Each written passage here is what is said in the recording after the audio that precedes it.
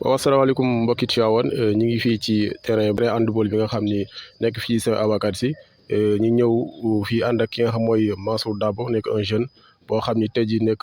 le président des réseau des entrepreneurs ici à Tivaouane nekk doomu Tivaouane nekk aussi tamit conseil municipal ngeen ñu suivre en direct si Ndox TV ak Kadaskambi TV la voix de la jeunesse ñëw tey fas yéene ñëw ànd ak ñi nga xam waa Renaissance handball mu ñëw fas yéene indi benn ndimbal pour jàppale leen ci début saison bi nga xam ñu ngi koy waajal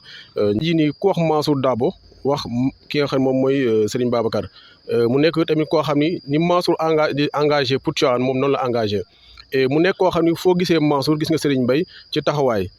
ci fidélité ci engagement moom tamit aussi tey mu ñëw gunge Mansour ànd ak tous ses frères pour mu jàppale Mansour ci li nga xam mooy ñëw na pour defal ko waa Renaissance et ñuy wax. asalaamaaleykum chers frères et sœurs ñu ngi leen nuyu yéen ñëpp kenn ku nekk si turam ak santam maa ngi tudd Serigne Mbaye Sy dëkk fii si Tivaouane jàngee fi yaroo fi màggee fi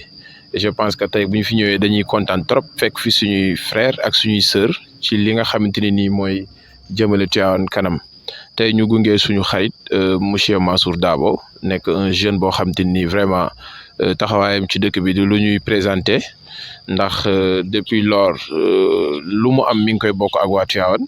lu mu yëg aussi ni Tivaouane soxla na ko mu taxaw ci bu baax a baax bi mu ñu waxee lii ñu sawar ci trop na ko vraiment nañ dem bu ñu demee aussi engagement bu ñu fa mën a jël wala lépp loo xam ne am nañ ko comme doole dinañ ko apporter ñu ànd aussi ak suñu frère monsieur Mansour Faye nekk aussi un jeune entrepreneur ci Tivaouane di liggéey Sonatel vraiment am fa taxawaay bu am solo nekk aussi jeune bu dynamique buy def social aussi ci wàll wi nga xam ni ci la féetee bëggul sax toujours di feeñ mais aussi c'est un jeune vraiment très dynamique incha allah ak monsieur Ramos lañ koy wax Moussa Ale moom aussi ku ne xam na ko sportif bu mag la nekk fii dëkk Ndutu di football nekk aussi étudiant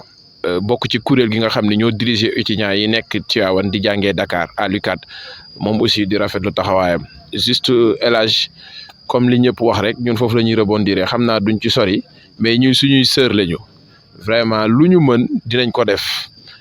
kii ma toogal nii rek tey laa koy soog a gis mais sànq ba léegi maa ngi xëcc mees yi moom aussi mu may xoos ce qui veut dire que ni ñun benn famille lañu lu ñu fi mën ci engagement dinañ ko jël.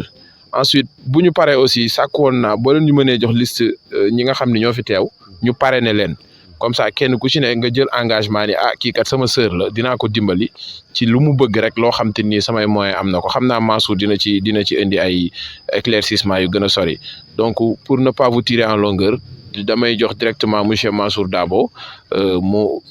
dugg ci waxtaan wi di nekk aussi conseiller municipal nekk aussi coordonnateur des entrepreneurs de Tivaouane am yeneen ndomba tànk yoo xam te ni am na ko fa ñu nekk à Dakar di fa jàppale ay doomu aadama un peu partout dans le Sénégal te jeune la bu amee 30 ans ci la yam donc tey buñ ko woowee ci lii vraiment dañuy sawar te aussi xam ni woo nañ kiñ fi war a woo ndax xam nañ ko ànd nañ fu baree bari mu fay def social donc pour ne pas vous tirer en longueur rek dama koy jox mu commencer dugg ci wax ji incha allah.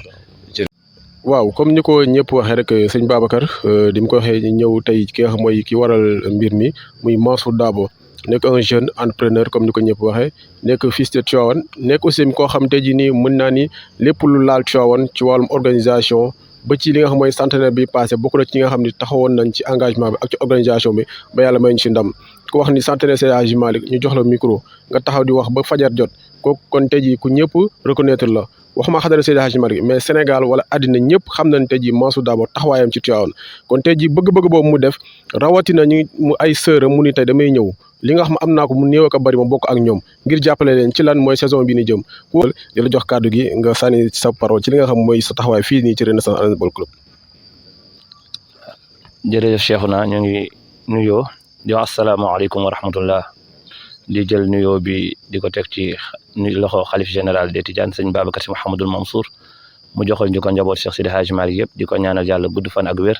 sumb yu mu sumb ci diine jëg tarixa bi yëpp yàlla may ko ci ndam te ànd ceeg waa Tivaouane yëpp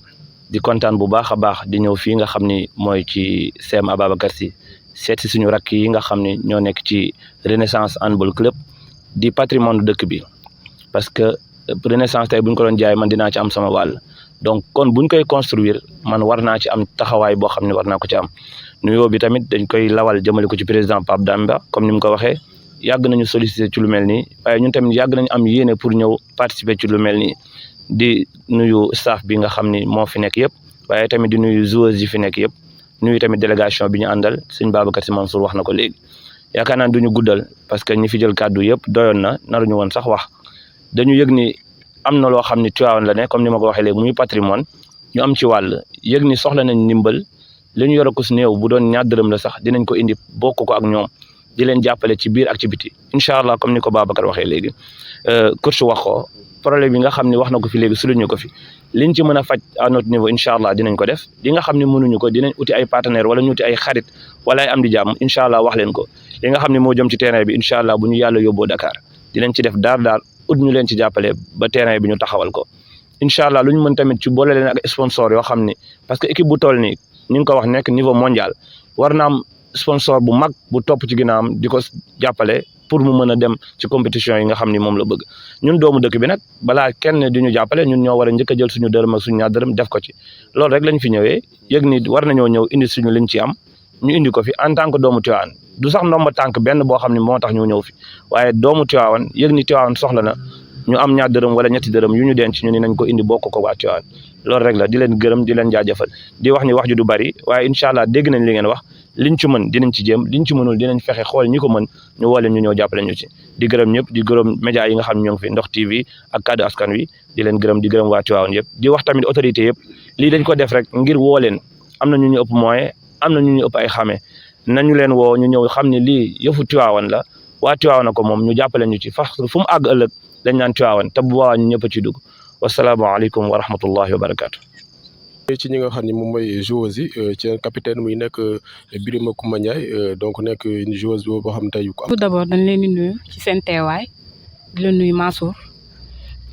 man je me nomme Birima Coumba Ndiaye je suis la capitaine de l'équipe di wax aussi autorités yi ñëw comme ni ngeen ko defee nii ndax ñu ngi waaj a débuter championnat yi te ñun lépp lu ñuy def rek pour Tivaouane la suñu gañee coupe pour Tivaouane la donc nañu ñëw jàppale ñu.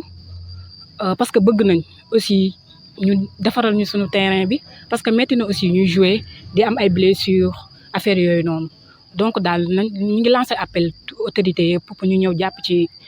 ci handball bi parce que ñun aussi dañuy jouer première division te am na équipe yoo xamante ne nii ñu ngi jouer mosuñoo dem sax D2 donc ñu ngi leen di remercier Dabo Mansour Dabo di wax ne ni nga def nii na autorité yi ñëpp ñëw def ko merci je vous remercie. interview yi ñu ngi nii ak le président Pape Demba Dia nekk ci bureau bi nga xam ne moom mooy Renaissance Handball Club ñu Pape président tey nga gis ni Mansour en tant que frère en tant que doomu Tivaouane ñëw tey jàppale ki nga xam mooy Renaissance Handball Club yow nga nekk tamit responsable ici à Tivaouane d'abord geste bi nan nga ko gisee ak par rapport ak taxawaay bi nga xam ne Mansour def na ko tey. voilà merci beaucoup Cheikhouna ñu remercier d'abord Mansour ci geste bi mu def remercier aussi tamit Ndox TV ak Kaddu Askan Wi ci tamit déplacement bi ñuy def. di nuyu waa Renaissance gépp ak délégation bi Mansour Dabo àndal parce que sànq def nga présentation bi xëy na peut-être loolu Serigne dina ci gën a ñëw mais membre la boo xamante ne ni aussi ku am pas-pas la biir Tivaouane parce que li tax ñu wax ko moom moo jiite les jeunes entrepreneurs yi nekk à Tivaouane aussi tamit nekk conseil municipal nekk aussi membre du conseil communal de la jeunesse pour Tivaouane nekk un ami à nous bi ñu ko sollicité waxtaan ci ak moom wax dëgg yàlla tardewul à réagir dañ ko wax dans les médias mën loolu duma ko waaj. dans les premiers temps naa seet si xale yi def sama contribution bu njëkk la ci des après ñu xool mais moom yéeneem ci biir équipe bi yaakaar naa ne bu ñëwee ba ca kanam xale yi dañu ko xam parce que loolu aussi nitu kàddu la nitu parole la rafet na nag bu bàyyi léppam ñëw seet si ñu jaajëfal ko ci li mu def parce que tamit du lu ndaw xëy na peut-être man je suis le deuxième vice-président le président n'est pas là mën nañ taxawaay président bi sant ko ci jaajëfal ko parce que club bi yaakaar naa ñu ngi fi bëgg a def ay fan xam nañ fi loo xamante wax dëgg yàlla bëri na te it engagement bi fii membre de bureau yëpp am ñu ngi ko jaajëfal di ko saluer parce que ñoom ñëpp a ci sonn muy midi matin soir ku ci nekk yaa ngi bàyyi sa lépp tey ñëw toog rafet nañu saluer ñoom si seen présence gis nañ ko ñu ngi koy jaajëfal bu baax a baax di wax rek ne xëy na peut-être début la bu Mansour def ak xale yi mais lii ñuy lancé c'est un appel boo xamante ni day concerner tout le monde di concerner doomu Tivaouane yi nekk biir ak yi nekkul biir Tivaouane ñu ñëw jàppale Renaissance Handball Club ci perspective yi mu jëm parce que championnat bi comme ni ko course waxee sànq cette fois ci am nañ ci ambition bu gën a sori mais pour nga taxawal loolu réussir ko il faut nga am les moyens nécessaires yi nga xamante ni moom nga soxla soo ko amee li nga bëgg mën nga ko am mais soo ko amul peut-être mën a nekk jafe-jafe moo tax geste bi su ko président Mansour defee dinañ ko sali Ousseynou di wax ne club bi buñ ci nekk du woon def nañ seen i déem ak seen Dakar ci at yi fi jàll cette fois tamit aussi ñu leen di woowaat parce que Tivaouane ko wax dëgg wax rek taala rek tax saa lu ñu sollicité peut-être xëy na dañuy def li ñu mën ak li ñu mënul yëpp cette fois ci commencé waat nañ ñu bëggoon nag ñoom ñëpp ñu daan jàppale équipe bi ñu ñëwaat jàppale waat leen muy le maire muy les anciens maires muy les députés muy les présidents des mouvements muy les associatifs yi fi nekk yëpp te am loxo bu gudd ñuy jàppale club bi ku ci nekk sa dërëm ak sa ñaar dërëm xeebuñu ko buñ sañoon nga ñu def ko lancé nañ benn recherche de moyen boo xamante ni ñu ngi bëggoon lu mu gàtt bu ñu amoon 50 personnes minimum ku ci nekk di cotiser par mois minimum 10 000 sax équipe bi dina am tuuti allègement mën a noyyi ba ku ci nekk tey prise en charge yi xaw a yomb mais loolu nag comme réussir guñ ko bu ñu amee ku mel ne un Mansour suba ñu am keneen yaakaar naa luñ bëgg war nañ ko mën a am ñu bañ a guddal ñu jaajëfal ko bu baax a baax di remercier xale yi tamit di nuyu capitaine te ko ci loxoom mu jaajëfal xale yëpp je vous remercie merci beaucoup. ñu ngi nii ak ki nga xam moom mooy seen coach donc coach ñu bàyyi la nga sànni ñaari baat par rapport ak ci ñëw bi nga xam Mansour def na ko en tant que doomu Tivaouane ñëw seet si leen fas yéene leen indi ndimbal pour jàppale leen ci début saison bi. D'abord ginnaaw bu ñu sante yàlla julli ci yonent bi ñu ngi remercier Mansour Dabo bi parce que dafa def tey loo xamante ni lu am importance la parce que boo xoolee depuis 1 mois ñi ngi daw ñi ngi dugg ñi ngi génn pour wut ay moyens yu ñu entretenir équipe bi parce que kenn ku ne xam nga ni dans 2 mois championnat bi dafay commencer te ren dañu am ay ambition yoo xamante ni nii mooy yiñ daan am parce que c'était difficile année yi passé ren nag ñu def boo xoolee ab kii élage bi mu ñëwee léegi mi ngi naan xanaa équipe bi dafa changé effectivement équipe bi dafa changé parce que Birima Koumba bii mooy capitaine équipe bi moom depuis muy def C1 ba léegi mi ngi ci équipe bi def na ay coupe d'Afrique ak équipe bi def na ay coupe du monde ak équipe bi ñii fi nekk aussi ku mel ni Maguette Ndiaye ku mel ni Buri Mbaye mën naa leen si tuddi depuis primaire ba léegi ñi ngi si équipe bi te ci terrain bi lañ nekk di fi entraîner ren xale yi depuis 3 ans ñi ngi leen doon former ñoom tamit yéeg nañu en senior daaw on a fait du 100% Tivaouane pourquoi parce que les moyens ne suivaient pas ñu wax dañuy def maintien bi sax dem na ba ñu am ci ay ambition parce que dem nañu ba ñu jouer presque je peux dire les demi-finales ren nag dañu amaat beneen ambition moo tax ñëwam bi am importance pourquoi parce qu'on a besoin de moyens moom bu ñëwee en tant qu'entrepreneur fi may njëkk a waxee ak moom mooy terrain bi ku ne xam na ni terrain bi dañ ko doon defar li ci des bareetul lan moo ci des mooy enrobé goudron 120 mètres de goudron pour que terrain bi mën a àgg donc Mansour vraiment je tenais loolu ci présentation bi wax la ko pour nga xam ko parce que gàmmu gi dina am ay travaux bu fekkee mënoon nañ ko ci am daal dinañu permettre ñu mën fi di recevoir parce que depuis 2 ans ak résultats yi ñu def yëpp on ne reçoit pas à Tivaouane à Thiès la ñuy recevoir bon ren aussi ku mel ni Mariam bi malienne la fa lañ ko jëlee indi ko am nañu aussi yeneen ambition yoo xamante ni c'est des ambitions de recrutement par exemple kii tey la fi ñëw Dakar la jógee dafa ñëwoon di def si test kële Paal la jógee dafa ñëwoon moom tamit di def si test pour vous dire que ni le travail a commencé te ñi ngi wut ay moyens pour xool nan la ñuy duggee ci championnat bi donc loolu je tenais à vous le dire comme da nga déplacé wu ñëw di la remercier di lancer waat benn appel mooy que doomu Tivaouane yëpp yu ko mën def comme moom parce que équipe bi équipe bu Tivaouane la li fiy dugg day delluwaat ci équipe bi. comme la dégg mooy la première personne bi ñëw pour jàppale. actuellement c'est la première personne bi nga xamante ni ñëw na pour jàppale ñu loolu moom c'est une réalité on est allé nag vers beaucoup de personnes